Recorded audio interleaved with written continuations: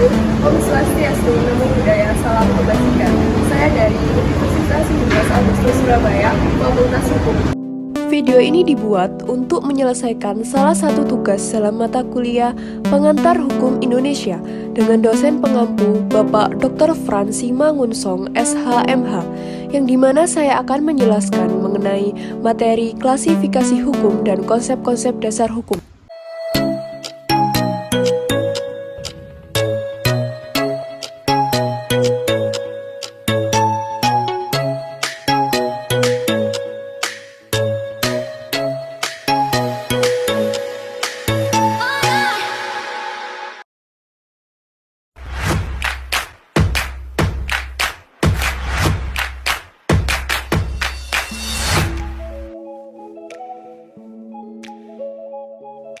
Klasifikasi hukum terdiri dari 5 macam, yaitu berdasarkan isi atau materinya, sifatnya, bentuknya, waktu berlakunya, dan tempat berlakunya. Klasifikasi hukum berdasarkan sifatnya ada 2 macam, yaitu hukum memaksa dan hukum mengatur.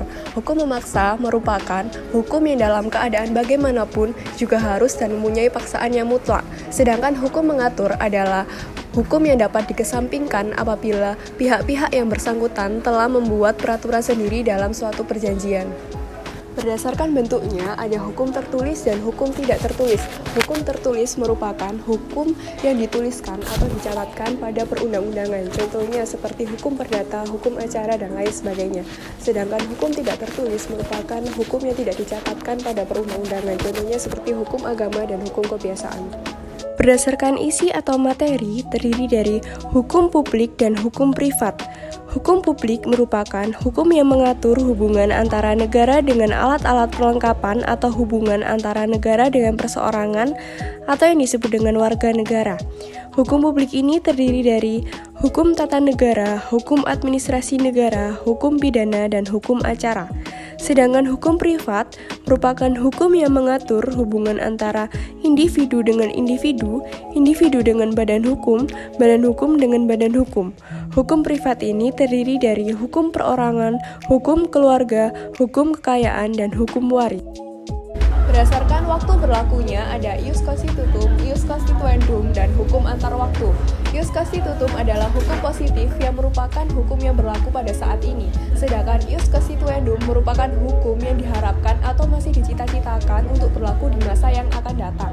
Untuk hukum antar waktu adalah hukum yang berlaku di mana-mana dalam segala waktu dan dalam segala bangsa di dunia.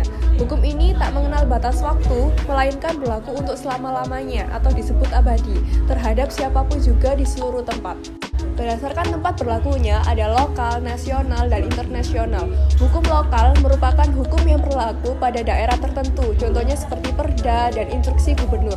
Untuk hukum nasional adalah hukum yang berlaku di negara tertentu, contohnya seperti perundang-undangan. Sedangkan hukum internasional adalah hukum yang berlaku di 2 negara atau banyak negara, contohnya seperti bentuk perjanjian internasional.